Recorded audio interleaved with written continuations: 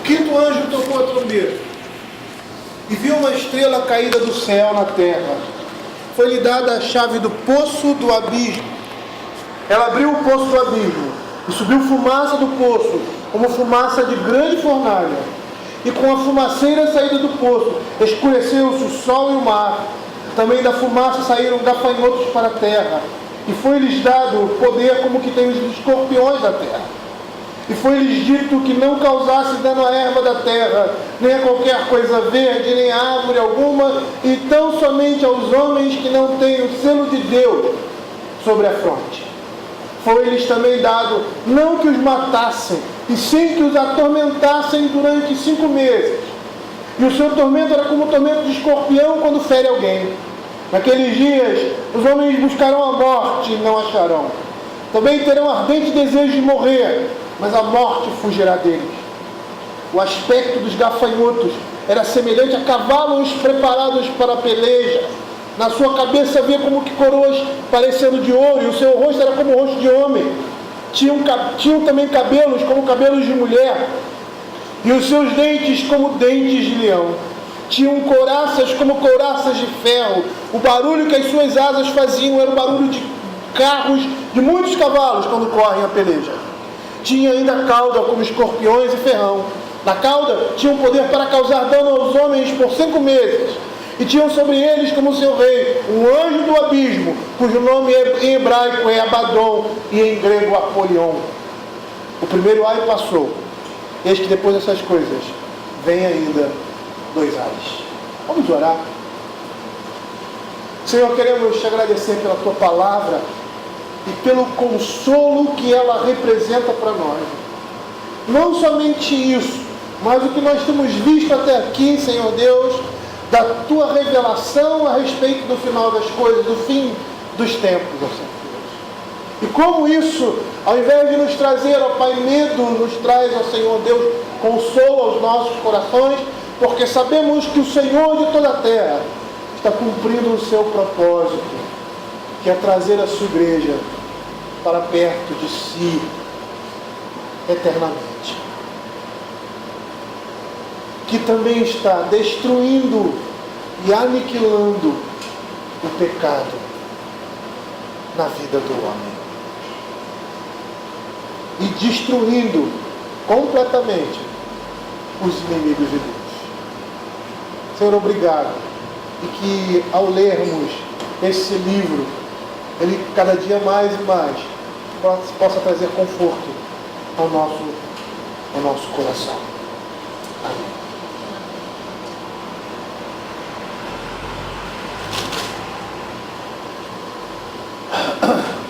O capítulo 9 apresenta somente 2 trombetas, tocada pelo 5º e pelo 6º anjo.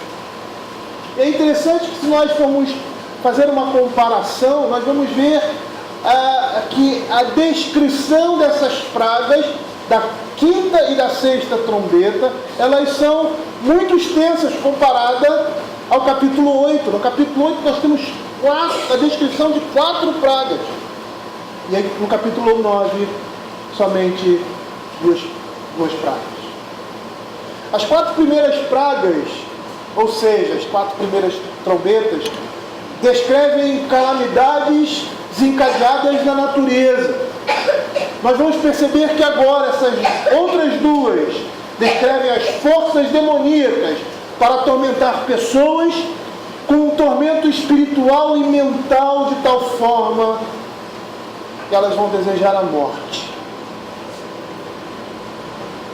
A 6ª praga vai envolver toda a humanidade, da qual é morta 1/3 parte dos homens. E ainda que esses homens, nesse contexto, experimentem agonia e aflição, eles não se arrependerão dos seus maus feitos.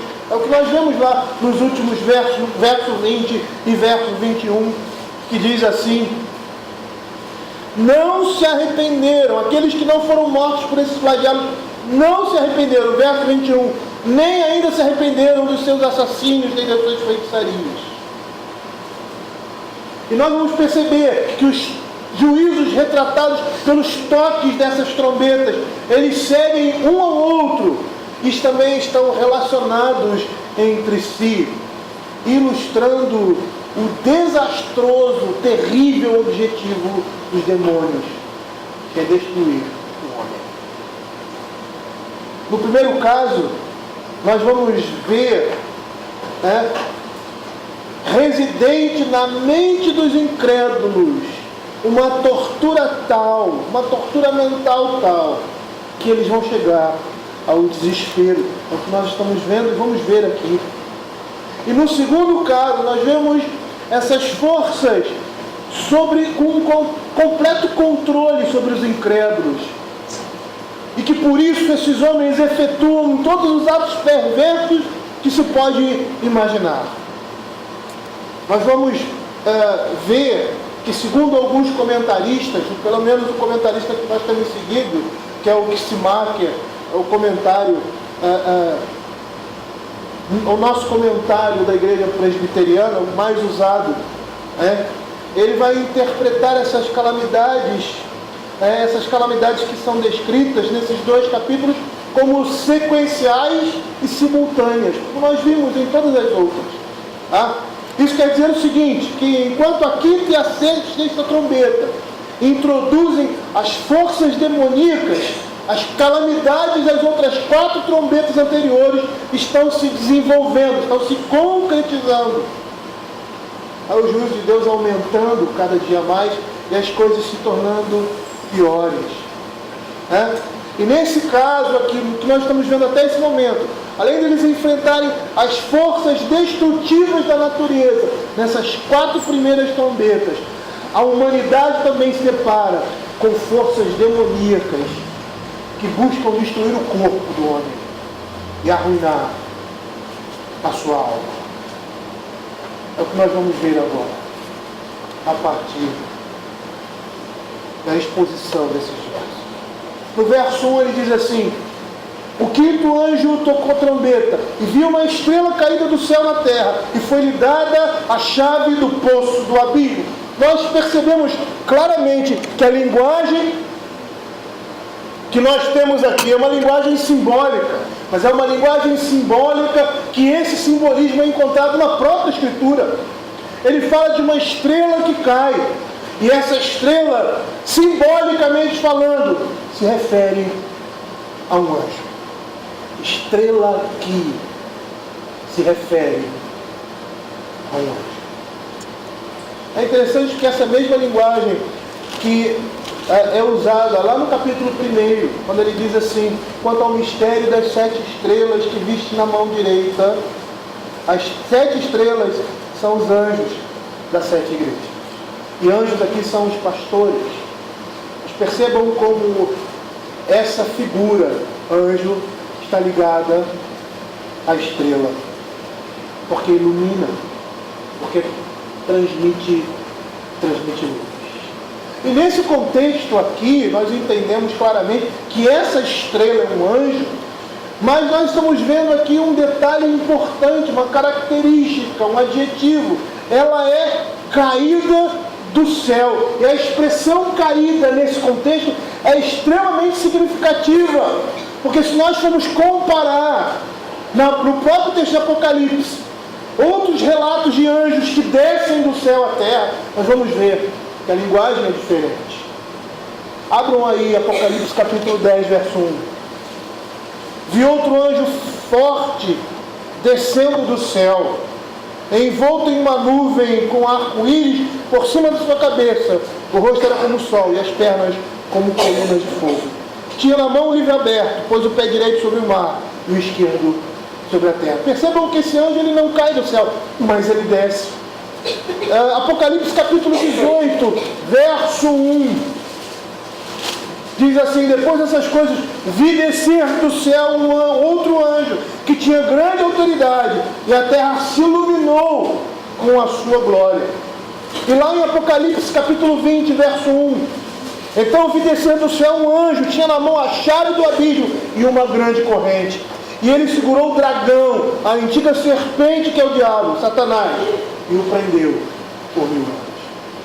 Percebam que o que nós estamos vendo aqui é a menção de um anjo que caiu do céu. E se lembrarmos como a Escritura se refere a Satanás, nós vamos perceber que esse verso está fazendo menção a ele.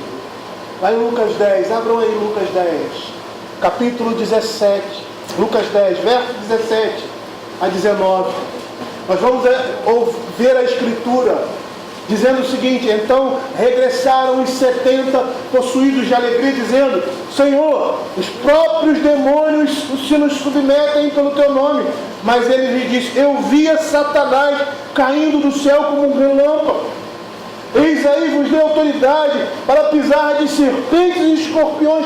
Olha a linguagem, como é a linguagem do Velho Testamento, do Apocalipse, e sobre todo o poder do inimigo. Quer dizer, os serpentes e escorpiões se referem ao poder do inimigo, e nada absolutamente vos causará dano. Nós estamos vendo aqui que Deus está protegendo o seu povo contra o poder de Satanás, contra o poder destrutivo de Satanás.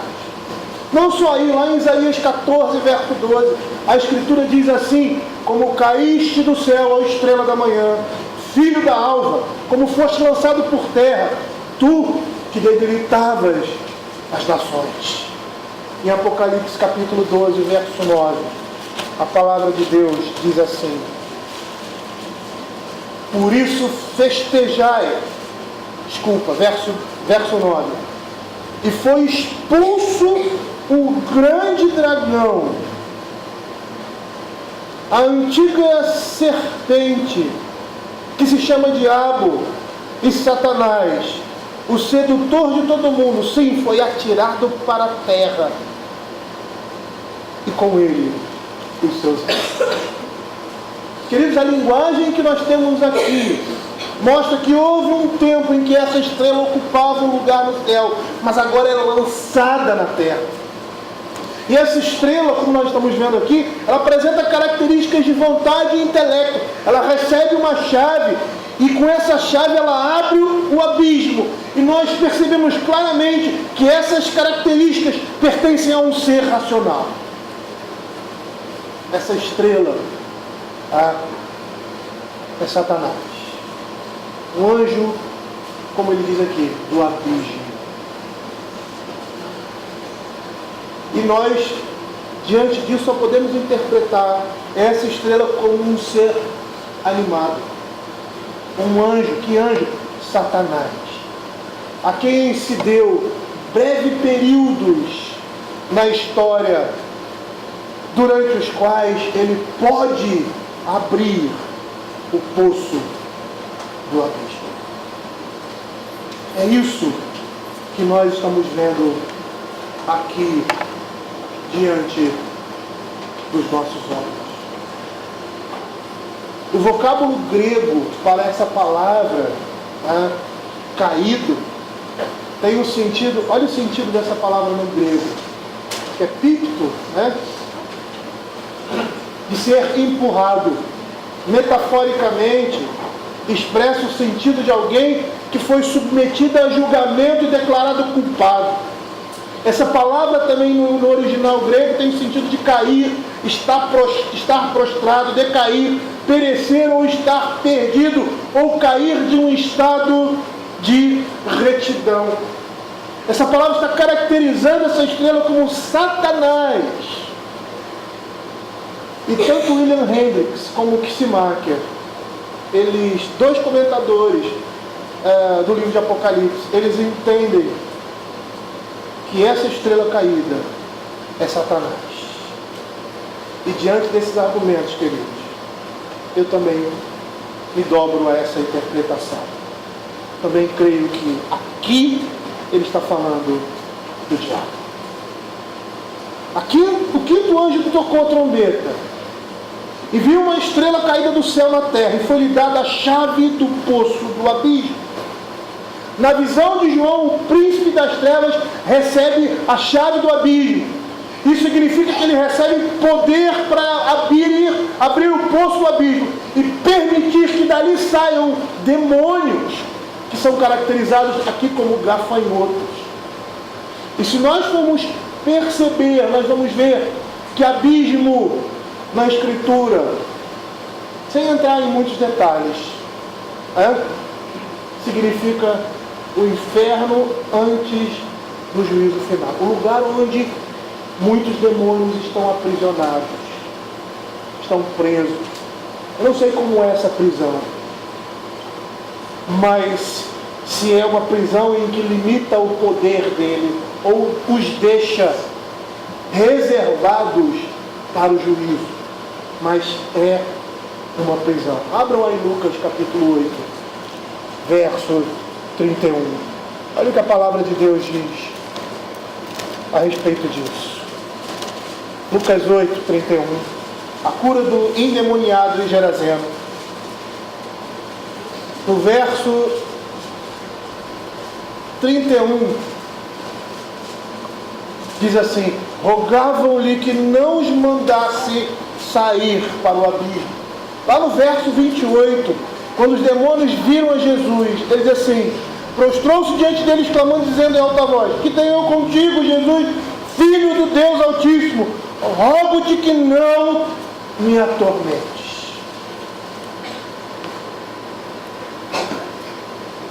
Também vemos lá em 2 Pedro, abram 2 Pedro capítulo 2, verso 4. A palavra de Deus vai dizer o seguinte, 2 Pedro capítulo 2, verso 4. Ora, se Deus não poupou anjos quando pecaram, antes precipitando-os no inferno, os entregou ao abismo de trevas, reservando-os para o juízo. E a ideia aqui de abismo é um lugar de prisão de espíritos malignos, como nós vemos lá em Judas, capítulo, ou melhor, verso 6. E há anjos que não guardaram o seu estado natural, mas abandonaram o seu próprio domicílio. Ele tem guardado sob trevas, em algemas eternas, para o juízo do grande dia. A palavra abismo significa um profundo poço, uma cova profunda, de uma profundidade que nós não podemos calcular. E segundo William Hendricks, que escreveu Mais que Vencedores, ele diz que o abismo é o inferno antes do juízo final, uma vez que é o lugar onde os espíritos malignos ficam aprisionados.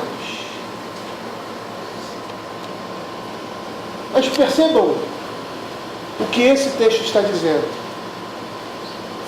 Foi lhe dado a chave do poço do abismo. Nós precisamos perceber na linguagem de Apocalipse, não somente na linguagem de Apocalipse, na linguagem de toda a Bíblia. É Deus que está no pleno controle de todas as coisas. Nós estamos vendo aqui Satanás recebendo a chave do abismo, mas não no sentido de uma posse permanente, porque não pertence a ele. Essa autoridade, ela foi dada. É um poder momentâneo que ele tem. Deus permite que os espíritos malignos desse reino temporário pratiquem seus atos destrutivos. É isso que nós estamos vendo aqui. E essa permissão aqui é uma permissão que poderíamos dizer que é decreto de Deus. Não é aquela permissão que geralmente a gente está acostumado, né? Porque a gente não tem força para resistir, então você permite, você não quer, mas não. Permissão aqui é decreto. É pelo decreto de Deus que Satanás cumpre os propósitos divinos de juízo sobre um mundo impenitente. É isso que nós estamos vendo aqui, essas pragas, essas trombetas que representam o juízo sobre a humanidade, vêm da mão do Senhor.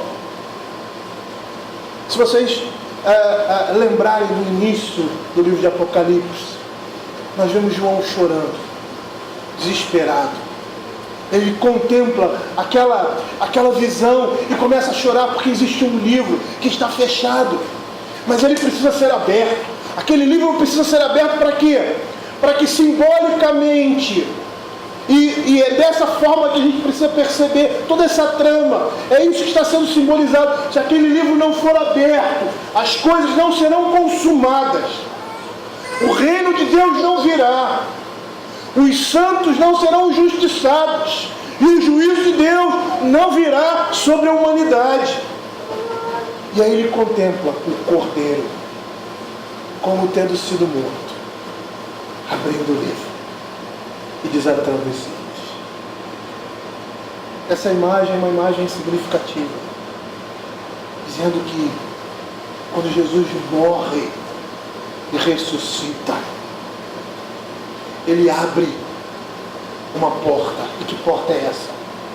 A porta para a consumação da justiça de Deus, que tem o seu início lá no Éden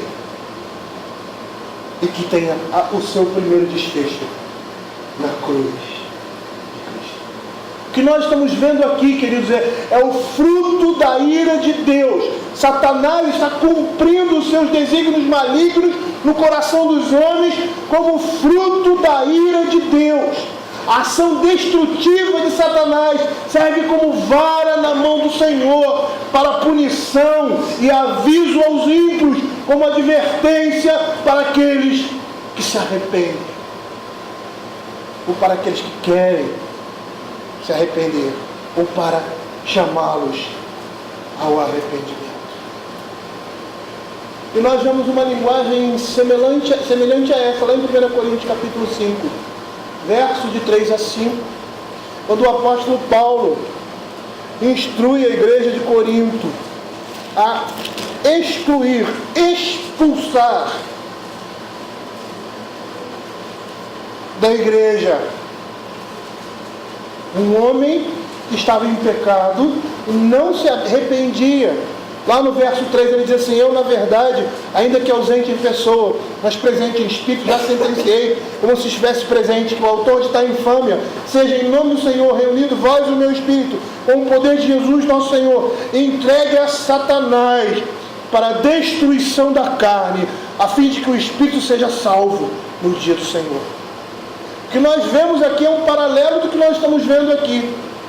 A ideia aqui de 1 Coríntios é agora o excomungar, dizer: você não está mais sob a proteção da igreja, você não está mais debaixo da proteção do Senhor, mas você vai ser entregue a Satanás por causa do seu pecado, para ser massacrado, para ser pisado, para ser peneirado como trigo. E é isso que está acontecendo aqui em Apocalipse, capítulo 9. A ira de Deus está sendo demonstrada pela ação de Satanás. O Senhor lhe dá a chave do poço para que ele abra o abismo e retire de lá demônios que vão causar dano aos homens como consequência do juízo de Deus. Eu estava preparando esse texto e algumas imagens vêm na nossa mente. E a imagem que eu estava vendo era de um cão feroz, de um pitbull, solto da mão do seu dono, mas que está debaixo do seu comando. E quando ele assobia ou estala a sua mão, ele volta. É um cão louco, mas obediente à voz suprema do seu Senhor, do Senhor do universo. Abra o Apocalipse capítulo 12, verso 12. Olha o que a palavra de Deus diz: por isso festejai, ó céus, e vós os que nele habitais, ai da terra e do mar, pois o diabo desceu até vós, cheio de grande cólera, sabendo que pouco tempo lhe resta. É Deus quem decreta o tempo de abertura e fechamento desse lugar do abismo. O túnel que serve de entrada e saída para o abismo é trancado e destrancado somente com a autorização de Deus. Satanás é trancado no abismo por 1000 anos. É o que diz a palavra do Senhor. A sua ação é restringida. E aí a gente poderia lembrar de Lucas capítulo 10, verso 19. E aí vos dei autoridade para pisardes sobre serpentes e escorpiões, e sobre todo o poder do inimigo, e nada absolutamente vos causará dano. Sabe o que significa? Significa que nós, a igreja, somos protegidos desse cão louco que o Senhor solta. É como se um dono soltasse seu cachorro e perto desse dono, ou próximo dele, pessoas que o conhecem, ou melhor, que são amigos do dono, e aquele cachorro não se mete com elas. Nós somos protegidos. Serpentes e escorpiões ali significa, é um símbolo do poder das trevas, do poder do diabo. Nós somos protegidos desse poder. Por mais que por vezes ele possa nos reclamar para nos peneirar como trigo, o Senhor usa essas coisas para o nosso bem, não permitindo a nossa destruição. Abram aí Lucas capítulo 22. Lucas capítulo 22, versos de 31 a 32. Diz assim: Simão, Simão, eis que Satanás vos reclamou para vos peneirar como trigo. Eu, porém, roguei por ti, para que a tua fé não desfaleça, pois quando te converteres, fortalece os teus irmãos.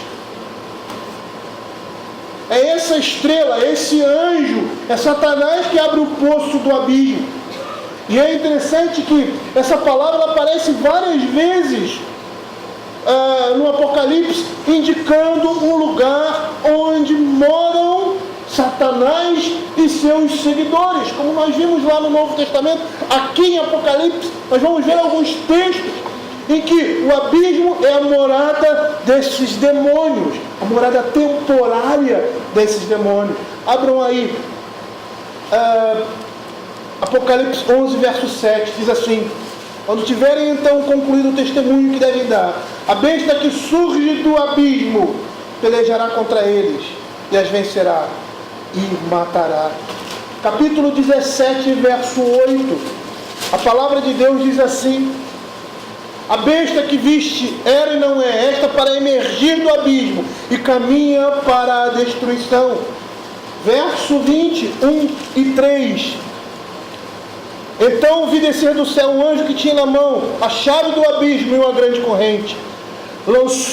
Ele segurou o dragão, a antiga serpente, que é o diabo, Satanás, e o prendeu por 1000 anos, lançando-o no abismo. Fechou e pôs um selo sobre ele, para que não mais enganasse as nações, até se completarem os 1000 anos.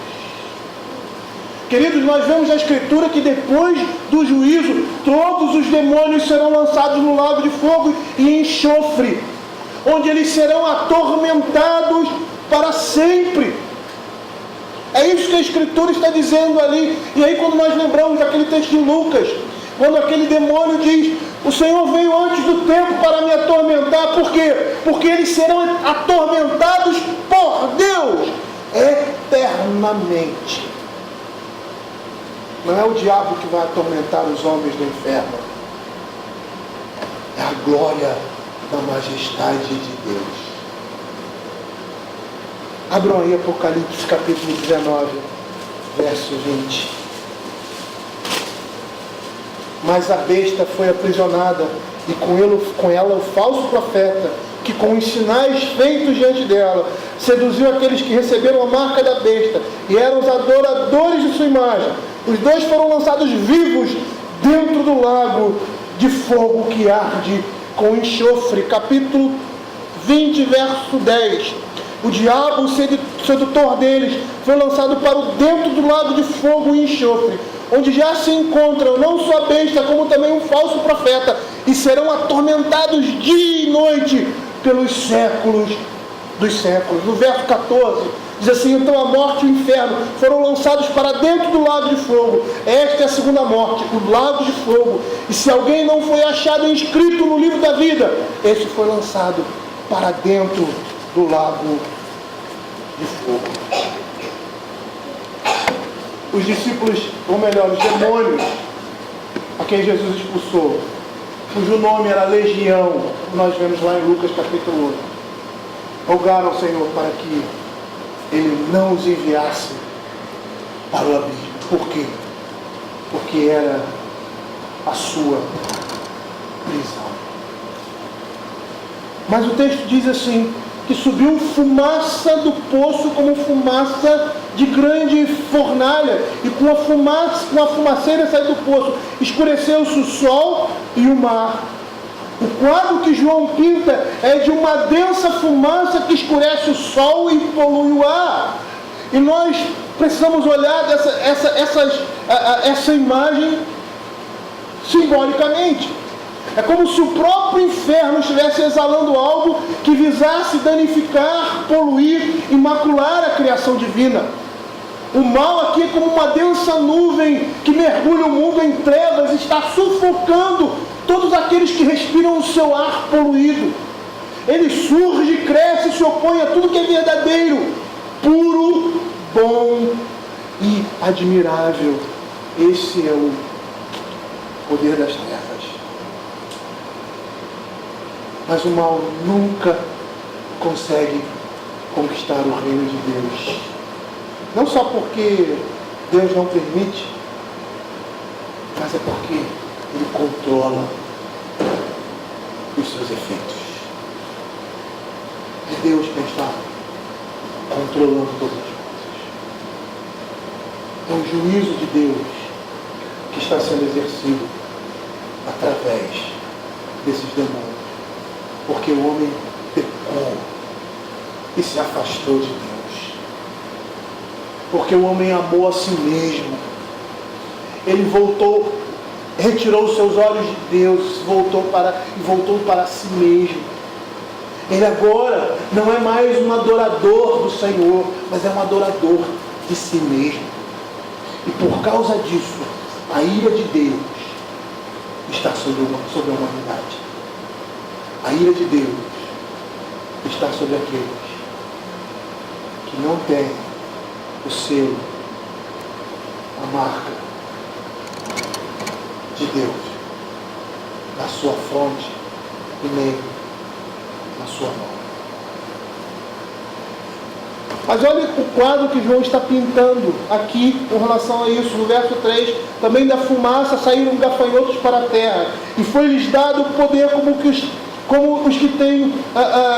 que tem os escorpiões da terra. E foi-lhes dito que não causassem dano à erva, nem a qualquer coisa verde, nem a árvore alguma, e tão somente aos homens que não têm o selo de Deus, a sua fonte. É interessante que a linguagem do Apocalipse é uma linguagem extremamente bíblica. O simbolismo não é algo tão difícil assim. À primeira vista, sim, mas quando nós olhamos para o Velho Testamento, nós conseguimos ver e entender muito do simbolismo que está sendo apresentado aqui. E essa imagem desses gafanhotos saindo do abismo é uma imagem que nos remete a Êxodo capítulo 10, verso 3 a 15. A oitava praga do Egito, demonstrando o poder destrutivo dos gafanhotos, que devoravam tudo que crescia nos campos, árvores, tudo, privando todas as pessoas e animais de qualquer tipo de alimento. Nós abrimos Êxodo capítulo 10, verso 13, nós vamos ver como essa praga é pintada, é demonstrada aqui claramente na Escritura. Diz assim: todo aquele dia e noite, aquela noite, quando amanheceu, o vento oriental tinha trazido os gafanhotos. Subiram os gafanhotos por toda a terra do Egito e pousaram sobre todo o seu território. Eram muito numerosos, Antes destes nunca houve tais gafanhotos, nem depois deles virão outros assim, porque cobriam a superfície da terra, de modo que a terra se escureceu, devoraram toda a erva da terra e todos os frutos, e todo o fruto das árvores que deixaram a chuva de pedras, e não restou nada de verde nas árvores, nem na erva do campo, em toda a terra do Egito, completa devastação e destruição. E é dessa forma que esses gafanhotos são pintados aqui no livro de Apocalipse. Não são gafanhotos, não são insetos, mas são demônios. E esses gafanhotos são diferentes, eles emergem da fumaça infernal e têm o mesmo poder destrutivo. Eles estão subindo do abismo, só que eles não estão devorando ervas nem plantas. O que eles estão fazendo? Eles estão atacando os homens que não têm parte no reino de Deus. Eles estão ferindo os ímpios como os escorpiões ferem. É o que nós estamos vendo aqui. E foi-lhes dito que não causasse dano à erva, nem à terra, nem a qualquer coisa verde, mas tão somente causassem dano aos homens que não têm o selo de Deus sobre as suas frontes. Esses seres malignos, eles estão sendo descritos como uma combinação de gafanhoto, escorpiões e dragões, e cuja única função é causar dano à humanidade. Mas no verso 4, João diz que a eles foi ordenado que não causassem dano à erva. Percebam aqui que esses gafanhotos, esses demônios, eles só podem fazer o que Deus lhe ordena. Agem somente debaixo da esfera do poder que o próprio Deus delimita. Verso 3, foi-lhe dado poder como poder de escorpiões. Verso 4, foi-lhe dito que não causassem dano à erva, mas somente aos homens. Essas criaturas aqui que nós estamos vendo são demoníacas na aparência e na ação, é isso que nós estamos vendo, mas elas só podem fazer aquilo que Deus determina. E o que seja, atacar os que não têm o selo de Deus nas suas frontes. Se nós compararmos o capítulo 7 de Apocalipse com o verso 3 com o capítulo 9, verso 4, nós vamos ver assim: não danifiques nem a terra nem o mar, nem as árvores, até selarmos na fronte os servos do nosso Deus. E no verso 4, foi-lhes dito que não causasse dano à erva, nem a qualquer coisa verde, nem a árvore alguma, tão somente aos homens que não têm o selo de Deus sobre a sua fronte. Deus está no controle. É por isso que repetidamente nós vemos essas expressões: foi-lhe dado, permitiu que, foi dado. Essas expressões são recorrentes. Por quê? Porque a Escritura está mostrando que Deus está no controle de todas as coisas. A igreja, quando recebeu aquilo ali, ela estava passando por dificuldades, por perseguição. E o contexto ali deles, eles conseguiam aplicar e colocar na sua realidade muitos dos sofrimentos que eles estavam passando ali. E Deus, na sua graça e no seu amor, não somente a eles, mas a nós também, porque o que nós temos aqui aplica-se à igreja, na história da igreja como um todo, até a vinda do Senhor Jesus. Estamos sendo consolados, entendendo que a destruição, que a perseguição e que todas essas coisas estão debaixo do controle de Deus. Satanás é um cão feroz, mas um cão que tem um dono. Esse dono é o Senhor. Satanás é o cão de Deus. Ou como diz Calvino, o diabo é o diabo de Deus. É o Senhor quem concede autoridade e impõe limites, ao mesmo tempo que protege o seu povo de qualquer dano espiritual. Abram Ezequiel capítulo 9. Ezequiel capítulo 9, verso 4 e 5. Os castigos de Jerusalém. E no verso 4 diz assim: ele disse: passa pelo meio da cidade, pelo meio de Jerusalém, e marca com um sinal a testa dos homens que suspiram e gemem por causa de todas as abominações que se cometem no meio dela. Aos outros disse, ouvindo eu: passai pela cidade após ele, e sem que os vossos olhos poupem, e sem que vos compadeçais, matai. Matai a velhos, a moços, virgens, crianças, mulheres, até exterminá-los. Mas a todo homem que tiver o sinal, não vos chegueis, e comeceis pelo meu santuário. Então começaram pelos anciãos que estavam diante da casa.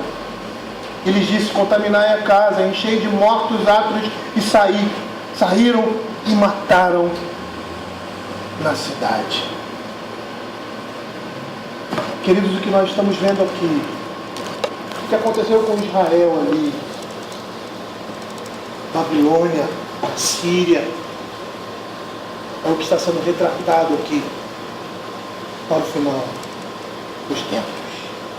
Mas ele diz que é um poder, que esses gafanhotos têm poderes como o de escorpião. Alguém já levou uma ferrada de escorpião aqui? Eu já vi alguém levar uma ferrada de lacraia. E uma pessoa disse que doía muito. É uma dor constante. A dor do escorpião é muito pior do que essa, mas não é fatal. Ela não mata o homem, mas é extremamente dolorosa. Ele pode até matar uma criança, mas jamais um homem. Mas é uma dor intensa. E escorpiões, juntamente com cobras e outros animais hostis, representam, simbolizam as forças espirituais do mal que estão ativas nesse mundo. É por isso que lá em Lucas capítulo 10, verso 19, ele diz assim: eu vos dei autoridades para pisares em serpentes e escorpiões. E por que ele fala isso? Porque via Satanás caindo do céu como um relâmpago. Porque o evangelho estava sendo pregado. E como lá, Apocalipse capítulo 12, verso 12, ele está desesperado, porque reconhece que o seu tempo está findo. O final de todas as coisas está chegando e ele está desesperado. Ele quer destruir, porque sabe que está perdido. E é por isso que se usa essa expressão: e vos dei autoridade para pisar de serpentes e escorpiões sobre todo o poder do inimigo, e nada absolutamente nos causará dano. É isso que Deus faz com a sua igreja quando solta o seu cão. Esses escorpiões e gafanhotos descritos aqui são demônios que são soltos do abismo quando Deus permite que saiam para exercer seu juízo temporário sobre os ímpios. Eles ferem e estão ferindo os que amam as trevas em lugar da luz. Eles estão ferindo aqueles que não chegam ao conhecimento da verdade. Pelo contrário, eles rejeitam. São aqueles que servem voluntariamente ao maligno. Esses são aqueles a quem Deus rejeitou na sua ira e se entregaram aos seus desejos pecaminosos. Abram aí Romanos capítulo 1, verso 21. Olha que interessante. Como a Bíblia se completa, né? Como a palavra de Deus ela é tremenda. que nós estamos vendo aqui em Romanos capítulo 1, verso 21, ou melhor, no verso 18, é o que está sendo retratado aqui em Apocalipse. A ira de Deus se revela do céu contra toda impiedade e perversão dos homens que detêm a verdade pela injustiça. O que nós estamos vendo aqui em Apocalipse é a ira de Deus. Ele solta o seu cão, ele dá autoridade para Satanás cumprir os desígnios do seu coração maligno. Mas por que Deus faz isso? Deus faz isso porque está trazendo juízo sobre os homens que não amam ao Senhor, sobre aqueles que são impenitentes, sobre aqueles que são pecadores, são aqueles que não reconhecem e não se dobram à justiça de Cristo, à cruz de Cristo. E aí, porque a ira de Deus se revela, porque eles, tendo conhecimento de Deus, não o glorificam, tornam-se nulos em seus próprios pensamentos, Deus os entrega à imundícia, ao pecado. Deus os entrega na mão do diabo. Olha o que diz o verso 24. Por isso Deus entregou tais homens à imundícia pelas concupiscências de seu próprio coração, para desonrarem o seu próprio corpo entre si. Verso 26. Por causa disso os entregou Deus a paixões infames, porque até as mulheres mudaram o modo natural de suas relações íntimas por outro contrário à natureza. Verso 28. Por haverem desprezado o conhecimento de Deus, o próprio Deus os entregou a uma disposição mental reprovável para praticarem coisas inconvenientes, como justiça, malícia, avareza, inveja, homicídio, dolo, malignidade, difamação, calúnia. São aborrecidos de Deus, insolentes, soberbos, presunçosos, inventores de males, desobedientes aos pais, insensatos, pérfidos, sem afeição natural e sem misericórdia. Sabe o que significa sem afeição natural? Interessante, quando eu fui pesquisar a respeito disso. Vou dar um exemplo. Mães que matam seus filhos. Filhos que matam seus pais. Pais que não têm amor pelos seus filhos. E como foi vinculado aí pela Facebook, internet, a gente vê um cara espancando uma criança, chutando, jogando para cima, dando soco. Isso significa ser sem afeição natural. E por que esse homem é assim? Por causa do pecado. Juízo de Deus sobre os homens. A ira de Deus se revela do céu. E como ela se revela do céu? Dessa forma. Pela impiedade dos homens. Pelo poder das trevas. O Senhor abre o portão do inferno para que os homens pecadores e ímpios sofram debaixo do juízo de Deus. É dessa forma que nós podemos entender lá 1 Crônicas capítulo 21:1 e 2 Samuel 24:1, que às vezes para nós nos parece tão difícil. Lá em 1 Crônicas, se eu não me engano, diz assim: a ira do Senhor, eu vou abrir para não errar. 1 Crônicas, texto às vezes tão difícil para nós, né? 1 Crônicas capítulo 24, verso 21, verso 1, levantamento do censo. A Bíblia aqui diz assim: então Satanás se levantou contra Israel e incitou a Davi a levantar o censo de Israel. E aí você pega lá 2 Samuel capítulo 24, mesmo texto. Tornou a ira do Senhor a acender-se contra os israelitas, e ele incitou a Davi contra eles, dizendo: vai, levanta o censo de Israel e de Judá. O que nós estamos vendo nesses dois textos aqui, é o que nós estamos vendo aqui, é Deus exercendo a sua ira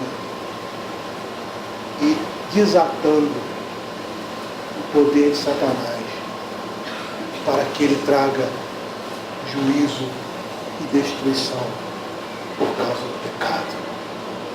Mas é interessante que quando Deus faz isso, visando o seu povo, qual é o fim? Não é a destruição. O fim é a sua glória. Foi o que aconteceu com Davi. Quando dá ouvidos à voz do Senhor, aquilo gera arrependimento, conversão na vida, não somente de Davi, mas na vida do povo de Deus. E aí, mais uma vez, nós vemos lá no verso 5, foi-lhes também dado. Como isso é recorrente, como isso é repetitivo. Por quê? Porque o texto sagrado está indicando claramente, está gritando que Deus tem o completo controle sobre todas as coisas. É por isso que essa expressão é recorrente. É interessante porque essa recorrência às indicações das coisas que ocorrem, elas são assim porque estão debaixo do poder de Deus.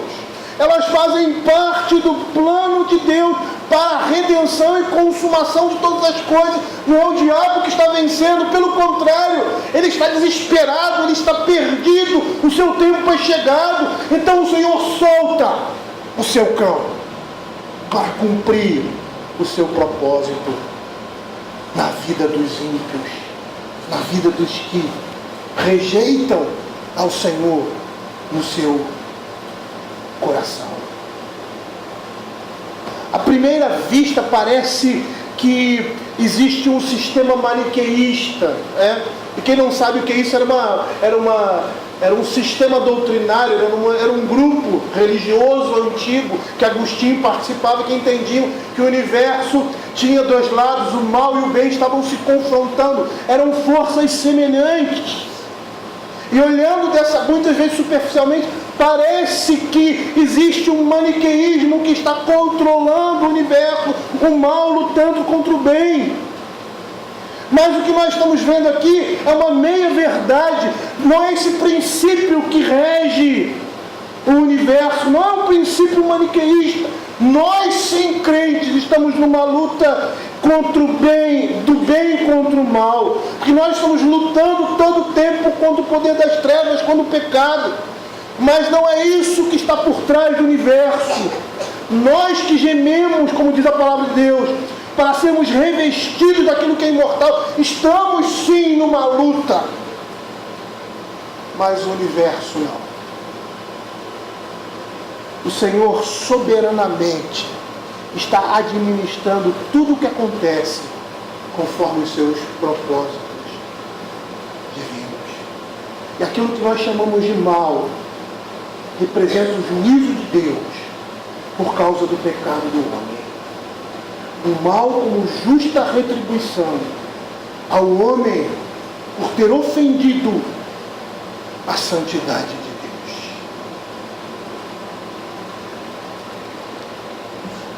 Porque Deus põe limites a essas coisas, como nós estamos vendo aqui.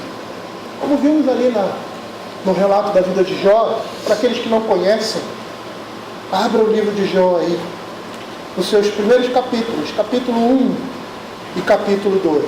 Jó, capítulo 1 e 2. No verso 9, diz assim: então respondeu Satanás ao Senhor: porventura Jó debalde em vão teme a Deus? Acaso não cercaste com sebe a ele, a sua casa, a tudo quanto tem? A obra de suas mãos abençoaste, os seus bens se multiplicaram na terra? Estende, ele está falando para Deus, porém a mão e toca-lhe em tudo quanto tem, e verás se não blasfema contra ti. E o que Deus fala para ele? Disse o Senhor a Satanás: eis que tudo que ele tem está em teu poder, somente contra ele não estendas a mão. Senhor está no controle de todas as coisas. Mas Satanás não fica satisfeito porque ele foi ridicularizado mais uma vez. E aí ele tenta uma outra abordagem. Lá no capítulo 2, verso 4, ele diz assim: então, verso 3, perguntou o Senhor a Satanás: observaste o meu servo Jó?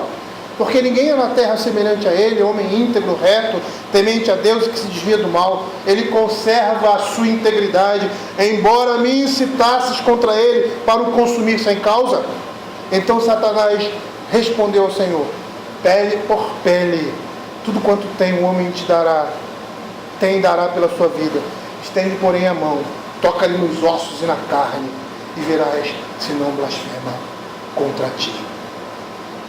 Disse o Senhor a Satanás: eis que ele está em teu poder, mas poupa-lhe a vida. É o Senhor que governa o universo. Era isso que a igreja precisava escutar naquele momento. Um momento de perseguição e dificuldade. E todas as vezes que eu leio o livro de Apocalipse, eu me lembro claramente. A imagem que vem à minha mente, uma imagem bíblica, é a imagem do povo no Egito. Como há semelhança. O povo sendo perseguido por Faraó e seus inimigos, e seus soldados. E Faraó e o Egito representavam as trevas. Eles sendo oprimidos, mas o Senhor estava protegendo. Eles estavam vendo, estavam passando por todas aquelas coisas, mas debaixo da proteção de Deus. E chega um momento, na aflição do povo, que o Senhor faz diferença claramente entre o povo de Deus e o Egito. Chega um momento na história ali do povo de Deus que há claro discernimento, como vai haver no final dos tempos. Isso está acontecendo conosco, mas a igreja está sendo preservada.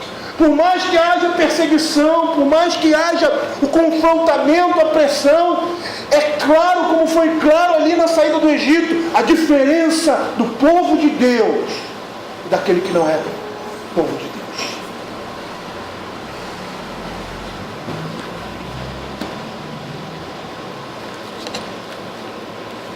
E ainda no capítulo 5,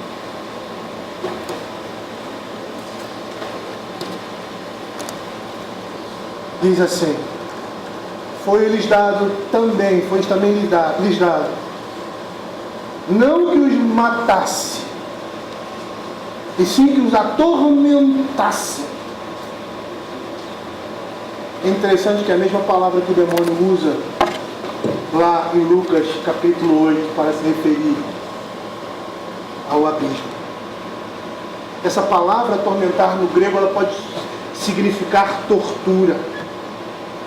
A palavra de Deus diz que Ló se atormentava pelo comportamento libertino das pessoas ali em Sodoma. Lá em 2 Pedro capítulo 2:8. Dentro do seu ser ele se comovia, ele sentia dor. E uma dor que vem da alma, porque contemplava o pecado. Era uma nação pecaminosa, era um povo promíscuo. É esse sentimento aqui, essa dor que vem da alma, que significa esse tormento que esses demônios vão causar durante um pequeno período de tempo sobre aqueles que não têm o sinal de Deus na sua fronte. E nós percebemos na Escritura que os demônios também expressam medo de serem atormentados por Jesus, antecipando um tempo determinado para a tortura. É o que nós vemos lá. Vamos abrir alguns textos. Mateus capítulo, rapidamente. Mateus capítulo 8, verso 20. Mateus capítulo 8, verso 20, correlatos no Evangelho 8, 29. Diz assim: e eis que gritaram: que temos nós contigo, ó Filho de Deus? Vieste aqui para atormentar-nos antes do tempo. Sabe o que significa essa palavra ali no Apocalipse? Esse vocábulo que pode também ser traduzido por tortura, que os torturassem. Esse vocábulo se refere ao juízo de Deus em decorrência do pecado. E João está comparando esse tormento agudo, a extrema dor, a ardência de uma ferroada de um escorpião, o tormento que eles iriam receber sobre a sua mente, que os ímpios, o peso, a tormenta, a tortura que esses demônios iam agir na vida desses homens era tanto que era representativo, que era semelhante a uma picada de escorpião, ainda que não fatal. Eles atingem um terror tal no coração do homem, enchendo a sua alma do pior terror concebível e da maior desesperança, de tal forma que eles vão buscar a morte. Será que a gente pode imaginar a mais aterrorizante, horrível e real figura da operação das trevas nas almas dos homens nesse período? Será que a gente pode conceber isso? Os demônios roubando dos homens toda a luz, justiça, verdade, santidade, alegria, paz, entendimento. Isso tudo debaixo do comando de um rei. Que rei é esse? O anjo do abismo, que se chama Destruidor. Jó fala em seu livro das pessoas que desejam a morte, mas não encontram. E por quê? Por causa dos seus sofrimentos. O próprio Jó, em Jó capítulo 7, verso 15, ele vai dizer que prefere a morte por causa de tudo aquilo que ele estava passando. Mas era um sofrimento tal, uma dor física por causa das enfermidades. E ele preferiu morrer que passar por isso. Mas aqui é um sofrimento mental e espiritual que será causado sobre esses homens. Esses homens que amam o pecado, eles preferirão morrer, mas a morte fugirá deles. Vai faltar poder a esses demônios para matá-los. E por isso eles vão continuar perturbando o corpo e a mente dessas pessoas, conduzindo ao total desespero. Mas a morte, que seria o alívio para eles, seu sofrimento, vai se perder, vai fugir da presença deles. Ao contrário, os seguidores de Cristo, que têm o selo de Deus em suas frontes, eles estão seguros. Eles não temem a morte. Pelo contrário, a morte é o início de todas as coisas.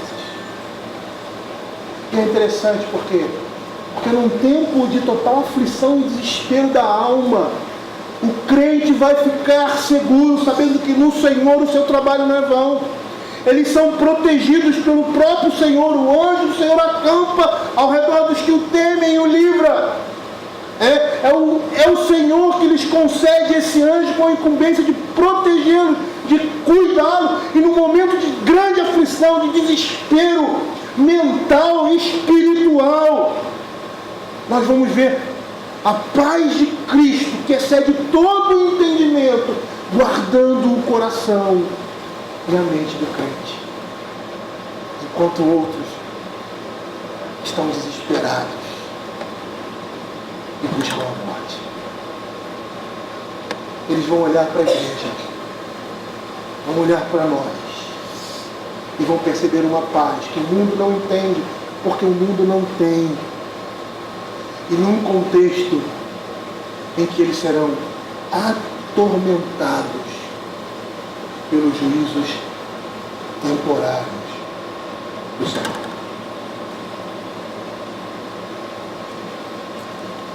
Queridos, eu vou parar por aqui. Mas eu gostaria de chamar a atenção dos irmãos para tudo que falamos até esse momento. A Escritura faz questão de repetir, ela é repetitiva. Se eu fosse contar aqui, só olhando no capítulo 8, capítulo 9, só dando uma olhada, eu vi uns 6, foi-lhe dado. Foi-lhe dado. Foi-lhe dado. Por quê? Porque o Senhor do céu controla todas as coisas. Eu me lembrei de um texto agora de Daniel, não sei se vou poder. Geralmente quando eu estou agitado assim, eu não consigo encontrá-lo. Mas é um texto de Daniel, que fala de Nabucodonosor, se não me engano. Isso. Após a experiência que ele teve com Deus, ele foi expulso do reino dos homens, porque deveria dar glória a Deus, porque o seu reino não foi lhe dado, as suas conquistas não eram conquistas dele, mas Deus assim deu a ele todos os povos e todas as nações daquela época. O poder do Império Babilônico era o poder de Deus sobre o juízo, sobre aquelas nações que estavam debaixo do poderio babilônico. E ele não consegue reconhecer isso, mesmo Daniel o advertindo através de um sonho que o Senhor deu a ele. E aí depois que ele é expulso do reino dos homens e vive como um animal, como uma besta fera, e ele volta ao seu sentido, ele profere as seguintes palavras que estão escritas aqui em Daniel capítulo 4, verso 34. Mas ao fim daqueles dias, eu, Nabucodonosor, levantei os olhos ao céu, tornou-me a vir entendimento, e eu bendisse o Altíssimo, e louvei e glorifiquei o que vive para sempre, cujo domínio é sempre eterno, cujo reino é de geração em geração. Todos os moradores da terra são por ele reputados em nada, e segundo a sua vontade ele opera com o exército dos céus. E os moradores da terra, não há quem lhe possa deter a mão, nem lhe dizer: que fazes? Mas não só aqui, mas também num texto de Daniel, capítulo 2, verso 20, quando ele interpreta um sonho, também de Nabucodonosor. E aí no final do capítulo, ou no meio do capítulo 2, Daniel diz o seguinte: seja bendito o nome de Deus, de eternidade a eternidade, porque dele é a sabedoria e o poder. É ele quem muda o tempo e as estações, remove reis e estabelece reis. Ele dá sabedoria aos sábios e entendimento aos inteligentes. Revela o profundo e o escondido. Conhece o que está em trevas. Com ele mora a luz. Esse é o nosso Deus. É aquele que morreu na cruz. É aquele cordeiro que abriu os selos, inaugurando o final de todas as coisas. E quando você olhar e perceber calamidades, o amor se esfriando, os homens se destruindo uns aos outros, guerra e rumores de guerra, louve o Senhor, porque o juízo de Deus é chegado. Porque o Senhor vem buscar a sua igreja, retirá-la desse mundo vil e transformar e redimir todas as coisas. É para isso, queridos, que nós fomos criados, para glorificar e reconhecer a majestade daquele que faz todas as coisas conforme o seu soberano poder. E é nesse contexto que nós estamos vendo as trombetas que são dadas do céu É Deus quem está trazendo o juízo sobre o pecado dos homens. E sabe qual é a mensagem que está por trás disso? É a mesma mensagem que nós escutamos lá na Escritura de João Batista e de Jesus. Arrependei-vos, porque está próximo o reino dos céus. Arrependei-vos e crede no Evangelho. Vamos orar.